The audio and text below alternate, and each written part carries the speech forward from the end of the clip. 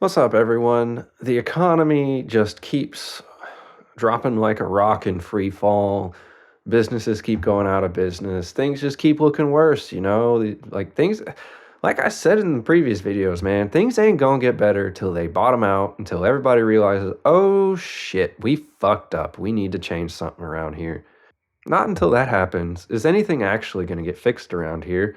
Everything's just going to continue getting worse until people finally have the epiphany or the realization that we need to fucking do something about this, guys, because it's only going to get worse if we keep going the way we've been going.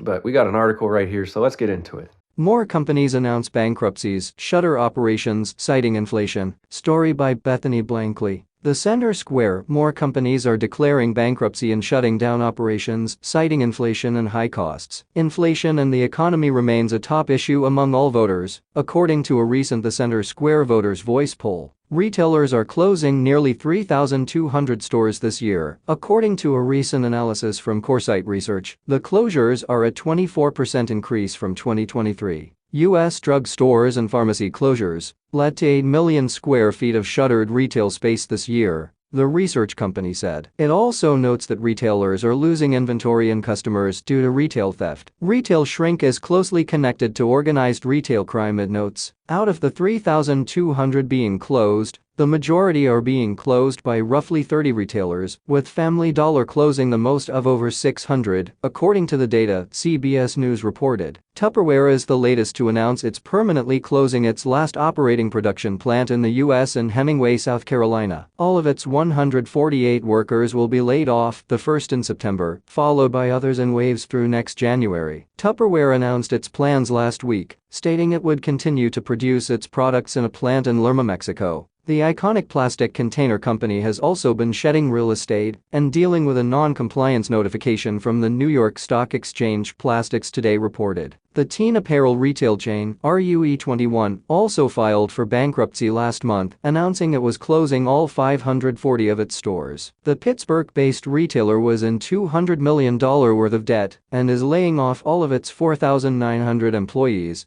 because of underperforming retail locations, inflation and macroeconomic headwinds, CNN reported. The California-based discount retail chain 99 Cents only filed for bankruptcy in April because the last several years have presented significant and lasting challenges in the retail environment, the Los Angeles Times reported. It's closing all 371 of its stores. Others closing stores this year include CVS Health, 7-Eleven, Rite Aid, Express, Walgreens Boots Alliance, Macy's, The Body Shop, Soft Surroundings, Burlington Stores, Foot Locker, Carter's Big Lots, Dollar General, Abercrombie & Fitch Company, Big Lots, Best Buy and others. According to the Coresight analysis, the trend of stores closing is up from the amount that closed in 2023, the Center Square reported. Last year, retail stores, pharmaceutical and fast food chains continued a trend of previous years, declaring bankruptcy and closing their doors or shutting down some locations to cut costs, citing inflation, higher costs and profit losses. In January of this year, the trend continued, led by the iconic department store Macy's. Inflation has also hit the car insurance market, causing rates to surge 26% nationwide in 1 year and remain elevated until 2025. Potential home buyers are also not immune from inflationary woes. In 2024, home buyers needed 80% more income to purchase a home than they did in 2020, the Center Square reported. Americans are also feeling the pinch at the grocery store. It's been 30 years since food ate up this much of your income, the Wall Street Journal reported, citing high transportation, fuel, ingredients, services and labor costs, all contributing to food manufacturers, grocery stores and restaurants, keeping prices up. Food inflation has been evidenced the most by higher prices in smaller portions, otherwise known as shrinkflation, the Center Square first reported on in 2022. Earlier this year, former CEO of Home Depot and Chrysler Bob Nardell warned more layoffs were coming because high interest rates are killing middle and lower market companies, the Center Square reported. One key indicator of economic health is consumer spending, and while it hasn't yet slowed, warning signs are there because it's largely being financed by debt, economists have explained. And consumers are also struggling to pay it off, they add. Earlier this year, economist David Rosenberg of Rosenberg Research warned that as total credit card debt reached a new all-time high of $1.13 trillion, credit card and auto loan delinquencies commodities were also up. As far as consumer credit is concerned, the default cycle isn't merely looming, it's arrived, he wrote in an economic report. According to a recent The Center Square Voters' Voice poll, conducted in conjunction with Noble Predictive Insights, inflation price increases 45% and the economy jobs 24% are top concerns among voters. Inflation is a high-ranking issue among Democrats and Republicans and true independents, David Byler of Noble Predictive Insights told The Center Square. Every political group thinks this matters. Yeah, that's not very comforting news, is it, 25% more businesses are declaring bankruptcy this year than they were last year, and we're only halfway through this year, guys. It could get a lot worse before the end of the year. We could be up to 50% more this year than last year. Let's hope and pray that it only stays at 25% more than last year. But let's be real, it's not gonna. I wouldn't be surprised if we hit 50, maybe even 75 or 100% more businesses declaring bankruptcy this year rather than last year. Because, dude, things are getting tough. Times are getting tough, man. People are having to make cutbacks in their life, Like, inflation is out of fucking control.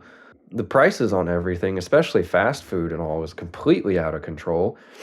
And some of the other facts, like the consumer debt is starting to get a lot bigger. And not only that, there's a lot more people that are not able to pay back their debt. Like, I don't know about y'all, but I lived through the 2008 financial crisis. I remember how that happened, okay? I lived through it, all right? And this is how it happened, guys. We're doing it all over again just 15 years later. It's insane how people have such a short attention span and such a short memory. They can't remember. They're like, oh yeah, this happened like 15 years ago. Maybe we shouldn't do that again, and cause another economic crisis. Except this one's going to be way fucking worse, man. The 2008 financial crisis was caused by the housing bubble.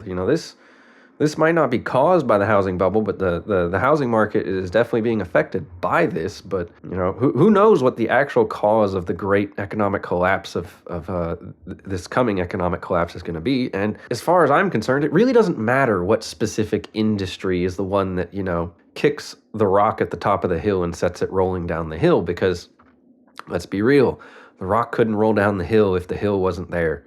If the rock was on flat ground, it wouldn't matter who kicked it. It wouldn't go anywhere. But because we've stacked this giant boulder at the top of this hill, guess what? All it takes is a nice little tap on the side of this thing, and it's going to start rolling down that hill, collecting snow like a snowball, just getting bigger and bigger as it goes until eventually it wraps up this whole country, and we all come tumbling down with it. But hey, that's just what I think. Why don't you let me know what you think down in the comments down below. While you're down there, make sure you leave a like on this video, subscribe to this channel, and don't forget to follow me on Rumble as well.